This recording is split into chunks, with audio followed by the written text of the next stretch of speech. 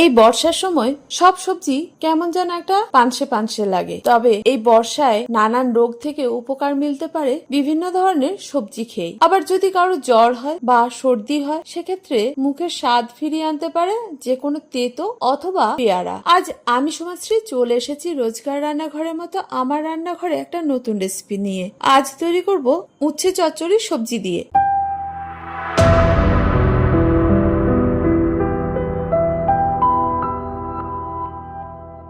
এর জন্য নিয়েছি একটা বেগুন মিডিয়াম সাইজের, কিছুটা কুমড়ো, একটা করলা, চাইলে করলার জায়গায় উচ্ছেও ব্যবহার করতে পারেন, দুটো মিডিয়াম সাইজের আলু, হাফ কাপ বড়ি আর স্বাদ অনুযায়ী কাঁচা লঙ্কা। এগুলোকে আমি এখন আমার পছন্দ মতো আকৃতিতে কেটে নিয়েছি। বেগুন, কুমড়ো, আলুটাকে ডুমু ডুমু করে কেটেছি আর করলাটাকে ছোট ছোট করে টুকরো করে কেটে নিয়েছি। এবার রান্না করার পালা। প্রথমে হালকা আঁচে একটা কড়াই গরম হতে দিতে হবে। এবার ওই গরম কড়াইতে তেল ছাড়া বড়িগুলোকে বেশ কিছুটা ভেজে নিতে হবে। বড়িগুলোর গায়ে যখন একটা রং ধরবে আর একটা সুন্দর গন্ধ বের হবে, তখন যোগ করতে হবে সর্ষের তেল। এভাবে রান্নাটা করলে বড়ির মধ্যে খুব বেশি তেল ঢুকে যাবে না আর বড়িটা বেশ মুচমুচে হবে। তবে তেলটা যখন দেবেন তখন আঁচটা বাড়িয়ে নেবেন, তার আগে নয়। এবার ওই তেলে বড়িগুলোকে বেশ কিছুক্ষণ 1-2 মিনিট নাড়াচাড়া করে ভেজে তুলে নিতে হবে। বড়ি ভাজা হয়ে গেলে ওই তেলের সঙ্গে সামান্য তেল যোগ করেছি। আমি প্রথমে বেশি তেল যোগ করিনি,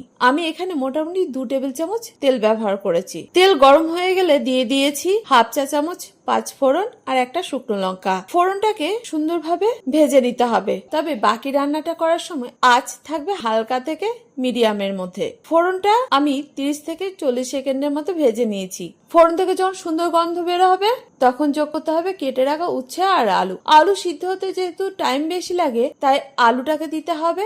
আর উচ্ছে দেওয়ার কারণ হচ্ছে উচ্ছেটা বেশ কিছুক্ষণ রান্না করলে উচ্ছেটা মুচমুচে হবে, খেতে ততটা তেতো হবে না, রান্নাটার টেস্ট অসাধারণ হবে। যারা উচ্ছে খেতে পছন্দ করে না তারা এভাবে তৈরি করে দেখুন। উচ্ছে আলুটাকে বেশ লালচে লালচে করে ভেজে নিতে হবে। উচ্ছে আর আলুটা ভাজার সময় যোগ করতে হবে স্বাদ অনুযায়ী নুন আর 1 চা চামচ হলুদ গুঁড়ো। দেখুন উচ্ছেটা বেশ মুচমুচে করে ভাজা হয়ে গেছে, এদিকে আলুটাও বেশ কিছুক্ষণ রান্না হয়ে গেছে।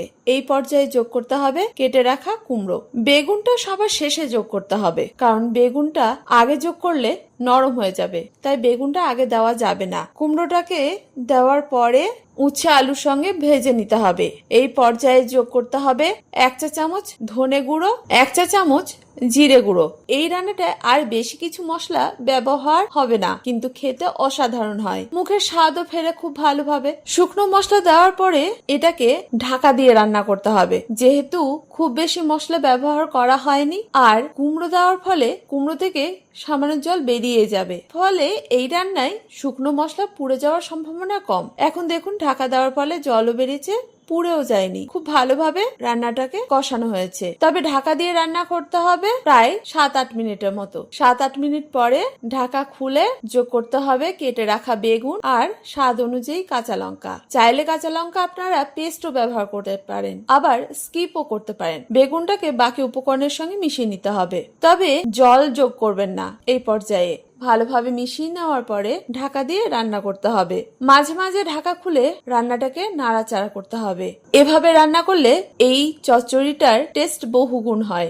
যখন বেগুনটা ভাজা হয়ে যাবে বাকি উপকরণের সঙ্গে, তখন যোগ করতে হবে সামান্য জল। আর যাদের এই সময় এই সবজিগুলো থেকে জল বেরিয়ে যাবে তারা জলটাকে স্কিপ করে যাবেন। দিয়ে দিতে হবে 1 চা চামচ চিনি। চিনিটা অবশ্যই দেবেন, যেহেতু নিরামিষ রান্না আর সবজি দিয়ে হচ্ছে, তাই খেতে টেস্টি হবে। চিনিটাকে মিশিয়ে ঢাকা দিয়ে রেখে দিন 3-4 মিনিটের জন্য। 3-4 মিনিট পরে ঢাকা খুলে আবার রান্নাটাকে নাড়াচাড়া করে দিন। এই পর্যায়ে চেক করে নেবেন সমস্ত সবজি সিদ্ধ হয়েছে কিনা। যদি সিদ্ধ হয়ে গিয়ে থাকে তাহলে এখন যোগ করে দিতে হবে ভেজে রাখা বড়ি, আর বড়িটাকে মিশিয়ে আবার ঢাকা দিয়ে রেখে দিতে হবে। আমি আরো 2 মিনিট ঢাকা দিয়ে রেখেছিলাম। এখন আমার রান্না পুরোপুরি রেডি। দেখুন পুরো রান্না থেকে কি সুন্দর তেল ছেড়ে দিয়েছে আর দেখতেও কতটা লোভনীয় হয়েছে। যারা এভাবে কখনো উচ্ছে খেয়ে দেখেননি বা উচ্ছে খেতে চান না, একবার এই রান্নাটা তৈরি করুন। আর তৈরি করার পরে কেমন হয়েছিল সেটা কিন্তু কমেন্ট করে জানাতে ভুলবেন না। আমার রান্না বা রেসিপি কে কোথা থেকে দেখছেন সেটাও জানাবেন, সঙ্গে আপনাদের নামটাও। তবে তো আমি আপনাদের নাম পরবর্তী ভিডিওতে নিতে পারবো। আমার রান্না বা রেসিপি ভালো লাগলে লাইক শেয়ার করতে ভুলবেন না। যারা প্রথম আজকেই আমার রান্না দেখছেন, ইউটিউব থেকে দেখে থাকলে চ্যানেলটাকে সাবস্ক্রাইব করবেন, ফেসবুক থেকে দেখে থাকলে পেজটাকে ফলো করতে ভুলবেন না। এটাই আপনাদের কাছে ছোট্ট অনুরোধ। আর যারা প্রথম দিন থেকে আমার সঙ্গে আছেন তাদেরকে অসংখ্য ধন্যবাদ। যাই হোক, আজ এই পর্যন্ত। দেখা হচ্ছে পরবর্তী ভিডিওতে।